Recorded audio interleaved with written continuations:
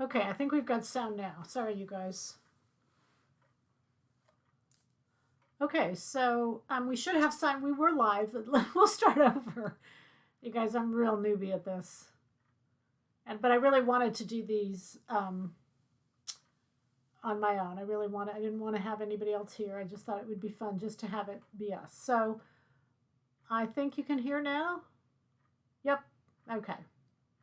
So my bad. I just didn't. We've gotten new computers and we've gotten all kinds of new stuff, and so we've not gotten everything put like we wanted it. Okay. So what I started to say is from New Zealand. I wanted to just see what time it was in New Zealand. It's 8 p.m. here. And so if you'll tell me what time it is in New Zealand or what's the time difference there. Okay, so before we get started, there was one question that was emailed to me, and that I want to answer that question first. I'm going to just read that. It says, I'd like to make several vests for transition from winter to spring. Would you suggest silhouette jacket patterns I could use minus the sleeves for vests? And so the answer is kind of yes and no. If you use a jacket pad, you'd go by the style that you want. However, if the style has a shoulder pad, then you've got to re-angle the shoulder seam so that it minus the shoulder pad. You wouldn't want to do a vest with a shoulder pad. So if it's got a shoulder pad, any pattern you're using, you've got to re-angle the shoulder seam that amount of the width of the shoulder pad, both in the front and in the back. The other suggestion I had is you could use a blouse and just leave off the sleeves, because that would work well for a vest. And typically when you wear a vest, what you wear over it is you wear a, like a knit top underneath or a blouse, and either one, a blouse sleeve on the vest a blouse armhole on the vest is going to work. So I wouldn't limit yourself to just the jackets. You can do the jackets, but again, you'll have to take away that shoulder pad allowance that I put into the pattern. But the other thing is you've got all those blouses that you could use, and I think they would make great vests. I've made vests out of a lot of them. So hopefully that will help you. Okay, everybody can hear now. Yes, you guys, welcome. Hello, Vancouver, Illinois. Love your top. Thank you. 3 p.m. Friday in New Zealand. Wow, that means I'm late for my appointments that I have tomorrow already. 3 p.m. in New Zealand. Well, welcome, Nana. Very nice to have you. Oh, thanks, my blouse. So this is fabric. Let me tell you what I did. I had a fashion show today, you guys. I had a wonderful day. I had a lot of fun. The fabric is 6107. I wrote it down just in case somebody asked. 6107, and it's that dual border lace. It's a dual border print, and so no, it's a dual border. Sorry. And this fashion show I was going to was for Lafayette 148, and it was, I'd kind of Googled what was new for spring, and it's not their spring line yet. We're a little early for spring, but it was their holiday collection. And they had some lace pieces. I thought I want to do lace. So I made this up to wear it. I had like a little shawl over it for warmth. And I just loved it. I just loved it. I got so many compliments on it. All these people buying Lafayette 148. It was kind of funny. Michigan, you guys are snowing. I know it's amazing. Sounds like someone is talking in the background. Just me. Nobody else is here. Just me. Okay, is anybody else hearing another voice? Maybe they're at your house. I don't know. They're not here. I've got all my sound turned down.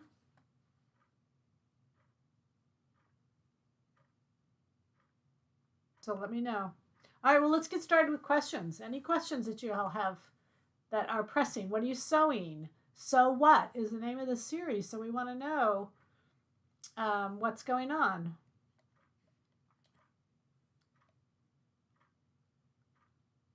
I took my meds. You guys are too funny. No other voices, okay? That's good, because I don't know how to fix it, because all I know how to do is what I've done here. So Okay, question is, when changing a pants pattern from the hip to a smaller leg, which crotch should be used? You should be using the smaller crotch. The smaller crotch. That's the whole reason your crotch is your leg, really. And the whole reason you're going down is because you've passed the hip, which is your rear end, and you're going to a smaller leg, which is the crotch. So when you're going down and you're changing sizes from the larger size to the smaller size, your smaller size should be the crotch. Okay? It does not affect the crotch depth. It does not. Okay? And that's why it works so well. It just works so well, you guys. I just can't tell you enough to just do it. Again, with this Lafayette 148 today, this fashion show I went to, you know, Lafayette 148 is known for a couple things. They're a company out of New York. They're a fabulous company. They really are. Fabulous fashions. I was really a little bit surprised at how expensive things are. And I know prices have all gone up. I get that. But they're very, very expensive. So I was really surprised to see how expensive they were. But also I was surprised to just see on the models anyway, the pants were very loose. And I don't know if that was purposeful, but it was just, they almost looked a little bit sloppy. But the fashions were amazing. And, you know, maybe we'll talk through some of these if they come up. Okay. Could you please talk about grain line in pants? I have to dart the hip and also the crotch line. Okay. So when you're dealing with grain line, let's go back to a skirt. Remember that the pants are made from a skirt.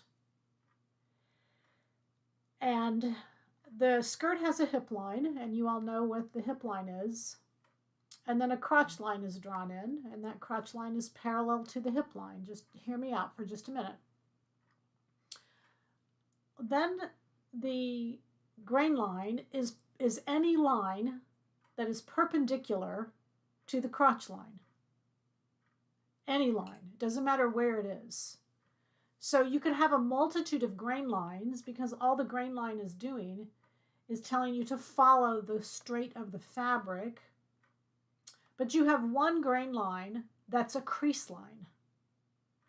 So I always mark a crease line on my patterns because a crease line is a grain line, but not every grain line is a crease line. Now, if you just say that back and think about that for a minute, you'll understand it. But the goal is, when I mark a grain line, the goal is to make it the crease line so that you'll have both at one time. But any line that is perpendicular to the crotch line is a grain line. Okay? So the reason I say that is, that means that the bottom of the pant is on grain, the top of the pant is not. There is nothing at the top of the pant that's on grain. Not center back, not the waist, not the hip. Nothing is on grain. And I'm saying this because when you take that dart, there's no grain line adjustments to make. There is no grain line. You haven't changed the grain. You haven't touched the grain. You haven't done anything to the grain.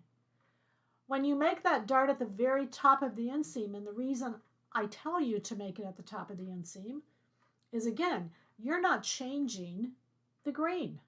It's too far to the top. It's too far up. There's just not enough. The leg is still what should be on grain.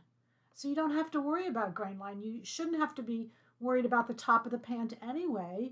That's never on grain line. It's never going to be on grain. And so when you make these darts that I'm saying to you to make, it doesn't affect grain line.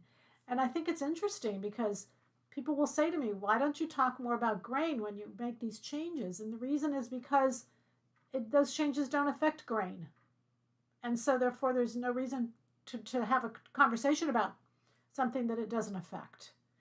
You think it does, and so that's why you're nervous, but it doesn't. So you don't really have to worry about it. Okay? Okay. Did I say what pattern my top was? I didn't. My top is pattern number 212. 212 is Core's zipper top. And so typically on Core's zipper top, there's zippers that go along the top here. It's kind of a boat neck. I didn't, because of the lace, I didn't want a zipper. It's just soft. So I just overlapped the back. I overlapped the front over the back and just stitched it together, and then just left an opening for my neck. And I left it 9 inches in the front, 9 inches in the back, 18 inches. That's enough to get it over your head. And that's it. The rest is it's really kind of cute, you guys. See, it's long. I wore it with leggings, and then again I wore a little cape over it just to kind of keep me warm. This part right here is gathered into the yoke,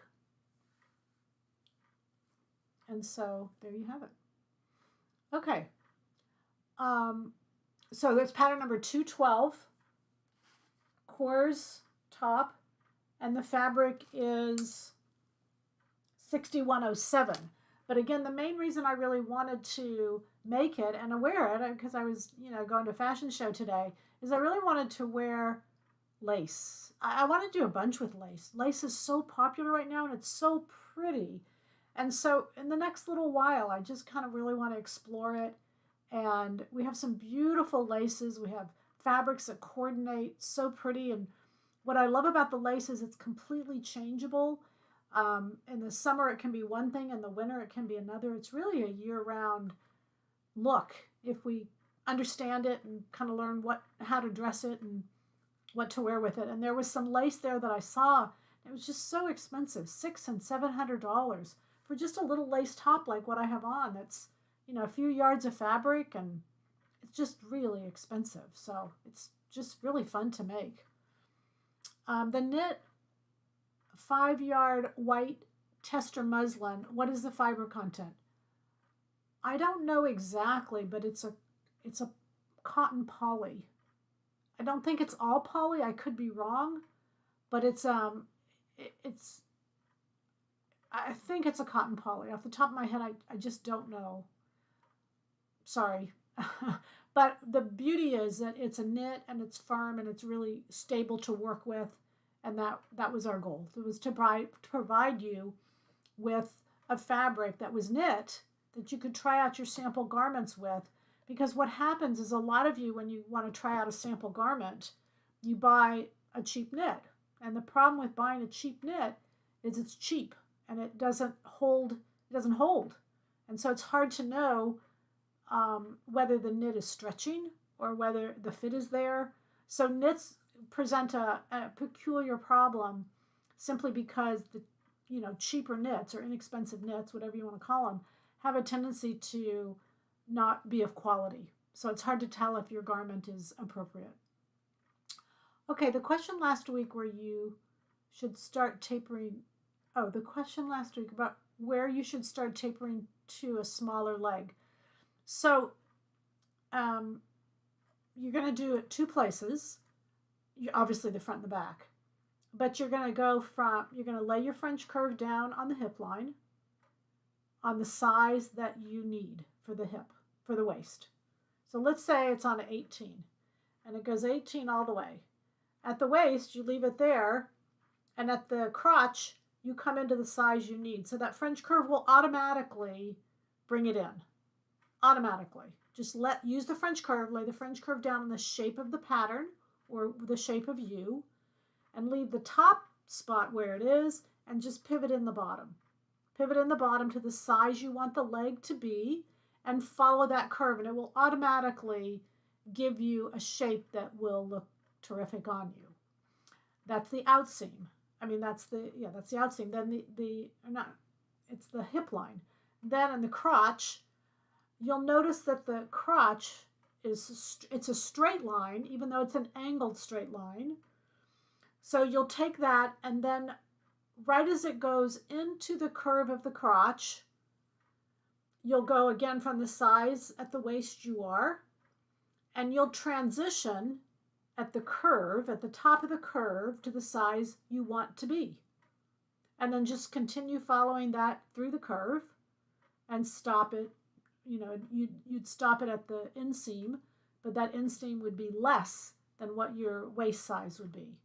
So just both of those transitions are happening as I described. Very easy to do. And again, if you do it, you'll see that it's pretty easy. Okay. I'm finally going to make slim leg pants. Too old for tights. There's leggings. Leggings, nobody's too old for leggings. It's how you wear them. But no one's, I've seen, everybody looks great in leggings. It's a great look. Everyone's got them. They look great. Last time I asked about making jeans out of any other fabric than stretch denim. Guess what? I have cut out from a non-stretch denim, and tomorrow after work I'm going to make my new Lana's jeans. Yay! Good job. Good job. And I think sometimes we have to do that. Sometimes we have to say, this is the day I'm going to do this. This is the day I'm going to do this. I'm such a list person. It's a joke. Let's see. Does the lace top have French seams? No. So when I sew with lace, what I've noticed is when I do a French seam versus a serge seam and stitch down, I can't tell the difference. I can't, when I'm looking at the top, tell the difference. Like you can see this seam right here. That is a serge seam that I top stitched after serging. So when I do a French seam, they look identical. So I just serge it and then top stitch so that the seam, and the top stitching is really optional, but it's just to make sure that it stays down rather than flopping, back and forth. Okay, I need to lengthen Lulu. Okay, you can do that. Just add to the bottom, or if you could help, it could help you if you have a small whiteboard to draw quick pattern pictures to explain. Yeah, well, we have a small, we have that. I just have to know how to do it. It's a technology issue, but we'll get on it. I need to add 6 inches to Lulu's leggings. Where do I add the length? So let me just explain to you how you can think this through for yourself anytime you're adding length. So remember I talked a little while ago is there's 2 types of lines in the universe. There are parallel lines and there are converging lines. That's it. Those are the only 2 types of lines. So when you have parallel lines, it doesn't matter where you add length because the lines are parallel. When you have converging lines, where you add length matters because if you add length to the bottom, eventually those lines are going to get to a point you can't get your foot in the bottom. Now hear me out on this. Okay, so those converging lines, so let's say hypothetically, what I need to know is how many inches I want at the bottom of my legging. I'm going to say the number is 8. So if I want 8 inches, and by lengthening it, I end up with 6 inches, then all I have to do is adjust the bottom. So it doesn't matter. I just have to know what I want for style, how many inches I want at the bottom of my legging, and then where I add, it doesn't make a difference. Just add the length you need and then correct the width, and that will do it for you, okay? Okay. I need to add 2 inches in the rear end of Lulu. Waist dips down in the back. Okay, so if waist dips down in the back, that is crotch length. Okay, that's crotch length. That goes down around, the amount that goes around your rear end is not enough. And you shouldn't add it at the waist. The waist is an indicator of where you need it, but you should, where that dart is that I took, you should cut and open up your pant at that point, and you should add. And you should add until the legging comes up to your waist. That's how much you should add. But don't add it at the waist because it's not where it needs it. It's kind of like saying I need more at the bust and adding it at the neckline. You have to be very respective of parts. And those parts are important. So because it needs it at the hip line, you can't add it at the waistline and expect that to work. We've done that for a lot of years. It hasn't worked and we kind of keep doing it. But when you need it at the hip line and you need it because it's telling you the waist is pulling down, you're going to cut the pant at the hip line. You're going to add it there. And the amount you add is the amount you need to get that pant up to the waist where it belongs. Okay? Okay, what is the difference between leggings and tights? Material. Leggings are fabric, tights are knitted. Tights are, like a nylon. They'll run. They're knitted on a machine, and tights usually have feet in them. Leggings don't have feet in them, and they're made out of stretch fabric. Okay, knit fabric, but not knitted like a pair of tights.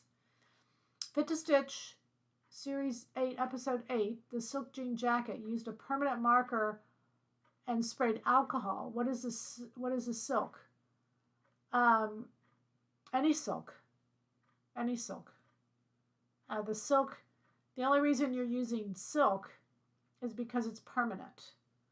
So when you color it and then spray it and it runs, the silk, it won't do that on every fabric. It won't be color fast on every fabric. Okay. Thanks. We'll try serging lace under sheer sprint seams. When you give waist measurements on the back of a pattern, is it the natural waist? Yeah, typically. But a lot of us are so confused about a waist. The waist is just the smallest part of our body. That's it. By definition, the waist is the smallest part of your body. Y'all can wear things anywhere you want, but the waist is the smallest part of the body between the bust and the hip. Okay. Do you have a legging pattern? Yeah, we have several. We have 3020, which is Lulu's, and we have 5019, which is Angel's leggings. It has kind of a handbag in that pattern. So we have those two. We have 5019 and we have 3020. And I think that's it. I love both of them. I wear both of them. Why can't you make a baggy seat adjustment? Why can't you make a baggy seat adjustment just on the back without adjusting the front? Well, you can. You don't have to adjust the back. I'm either missing something or you're missing something. Let me just see which one it is. So if you have baggy pants in the back and you take the dart at the hip line, because I see what you're, okay, so if that fixes it, then you're good. But there might be there might be more than one issue to having that baggy pant. So a baggy pant could be 2 problems, could be 3 problems, and by taking it in different places, you're sorting out what it is. Often you have a baggy pant because the leg is at the wrong angle. And the only way to fix that after the pattern is cut is to fix the front as well. So when you do the dart in the back, you don't have any other problems to fix. But if it's not enough and you have to go into the leg, then you have to fix the back. You have to fix the front as well. So it just depends on how baggy. And baggy could be circumference. That's kind of a loose term to me, but I hope that's kind of what you're asking.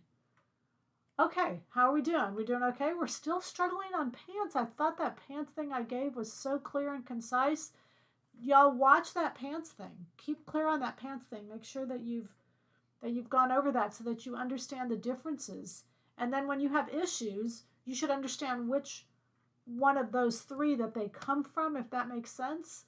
And I think it'll be easier for you if you really understand those 3. And the best way, I think, to understand those is to go to your closet and put on pants and fix them. You pretend they're muslins. And don't literally, sew them, but just make them better, even if you don't have a pattern, so you can just practice draping yourself. And you can practice fixing the problems and recognize whether it's crotch depth, crotch length, or whatever. Okay? So go through and drape yourself. Okay, so we're at time. Any other quick questions that I can answer for you? That means the goal is to sew our spring patterns. Get your spring patterns. They're on sale for a few more days. We're going to use these spring patterns a bunch. You're going to want them. And I kind of felt bad the other day because somebody ordered 3 patterns. And when you order 3 patterns, you pay the same price. You could have gotten all 4 free. I mean, you could have gotten the 4th one free. And I promise you, I'm going to help you love each of those patterns. I would not put them out if I didn't think they were just phenomenal. And I'm going to show you how you can love them. So don't order 3 and not the last one. That just doesn't make any sense. You paid the same price and you don't get all 4. So that kind of makes me sad. Okay. It was the best pant video you've done. So that means good. Thank you. But everybody watch it. Watch it, watch it, watch it, watch it, watch it. And then we won't have to keep going back on pant questions. I don't mind. I just think sometimes it's hard for you guys. The thigh on my front leg seems to be tight, but the back leg below the bottom is baggy. Okay, well, there is no such thing as a front and a back and a leg. It's circumference. Circumference is total. So, you know, if it's baggy, it's simply because most likely your rear end is hanging down and that's what's giving you the bag. You have to have some movement because that's how you walk. So you'll just have to trial that. Take away all the circumference you can from the side seam and the inseam, and then just go from there so that you can figure that out. Thank you. The pants video was helpful. I've watched it several times. Good, good, good. I have upper back and also sway back. When I adjust for sway back, it flares out in the lower back. Then you're probably adding too much. When you adjust for sway back, it flares out in the lower back. You're taking up too much. You're overcompensating. And don't take a sway back out at the waist. Take it above the waist. And you should take it out just to where it lays smooth. If it starts to hike out, that's a sign that you're taking just too much. You don't need to take out that much. Okay? Okay, I really struggle with making a large dart, a bust dart large enough. When I wear a G cup bra and I can't make the D dart fit correctly, do the French dart. Do the French dart. The French dart is a long dart. Mathematically, it makes sense if it's a bigger dart to have a longer dart. So do that French dart. I've done that dart on, I mean, y'all know, hundreds of women in fitting classes.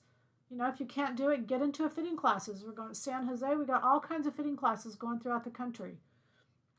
It's well worth the money because just think of all the time and things you're not doing correctly, and then bring to the workshop like the basics, the 195, the 600, the pant. Bring those basics. Let me show you how to do that, and then you'll sail. You'll have all kinds of fun after that. Okay? In your spring 2023, the lavender jacket is an empire, or is that a waistline? Well, I hate to say empire because empire is really right under the bust. It's not that high, but it is not at the waist. It's meant to be a higher waist, but not an empire. Empire is a little bit too high. What pant video are you referring to? So probably 2 weeks ago. No, last week. Last week, I think it was. Go back in if you go back on our YouTube channel, Let's Sew. It was a Let's Sew, and I went through and diagrammed out all of the pants informations, the crotch depth, the crotch length, and explained to you the differences. So if you'll go, just search on silhouette patterns on our YouTube channel, and just put in pants, pant fitting. I think we called it. That's what we did. We called it the LCDs of pant fitting. Maybe it was just last week. Gosh, you guys, so much happens in a week. I just lose track. I can't keep track anymore. So go on YouTube. It's on YouTube, and there's, it's free. I am also long-waisted in the muslin. I tried to make barely comes. Wait, I'm also long-waisted in the muslin. I tried to make barely comes below the bust. I've added length, but no help. I guess it's too. What pattern are you using? There's not enough information, and we can't go on tonight. I've got to cut it off. But, next time, ask me these questions or tell me what the pattern number is. Just give me all of the information so that I can help you. In spring, pattern 923, is French Terry going to be a home run? Absolutely. French Terry, camo. That the fabric I put up today, that beautiful cotton, it was 100% cotton. It was like a wine gorgeous. The cardigans are very light. They're very light. They're not like Pontoroma. They're not thick. They're light. They're very pretty. I must say your pants pattern fit pretty good without being too tight on front leg. It can be better, Janet. You can fine tune those things and make them better. So promise you can make it better. Just again, watch that video so you can go through and tweak the details. There's so many women I have in classes and they say, gee, I really liked them before, but now they're like, oh, you knock them out of the park. Whenever you take and really fine tune those things, it's amazing how much better those pants look. What's the difference between the W sizes and the regular sizes? Size 5W is not just a bigger foot. No. I'm going to have you go on to the website, and if you look at FAQs, FAQs goes through and explains those differences. So if you'll go on there and you can do all that. 195, and then if 195 is too short, all you have to do is add length to the bottom. Don't add length internally, not above the bust. A French dart, when you sew a French dart, you can stop sewing that dart at any point. So you don't have to keep going the pattern. If you need it to be lowered, you just stop sewing earlier. And then just add length below the dart. It's all done below the dart, to the front and to the back as well. I've made 195 into a dress many, many, many, many times. And it makes a great little knit dress. Very cute. But that's adding quite a few inches, but you're just adding what you need to get there. Okay, so we're going to stop there and tell you all thank you. Thank you for being here. Get your spring patterns. Get in a workshop. I promise you guys. You know, I don't do these workshops because of the money. They're cheap. They're not expensive. And I see you all catapult so far in such a small amount of time. They're not a lot of time, but I just see your growth being incredible. All right, so spring patterns, workshops, and happy sewing. All right, we'll see you there. Oh, the stylist class. Let me just answer this last question. Will the stylist class be on Zoom? I have to show. No, it's not on Zoom. It's taped. It's taped and then put up so you can watch it. It is not a Zoom at all. It's taped and put up. And then we're going to do some one-on-one, but I'm going to do that personally through emails, and that's through measurements that you're going to give me. So that's how we're going to run this. And I'm so excited about this class. I can't stand it. I really just, I'm so excited. Get into that class. Get into that stylist class. I mean, you know, we're going to go over personalities. We're just going to make your wardrobe really work so much better for you. You're going to be so much better dressed. You're going to sew things that you love. You're just going to know so much more about yourself.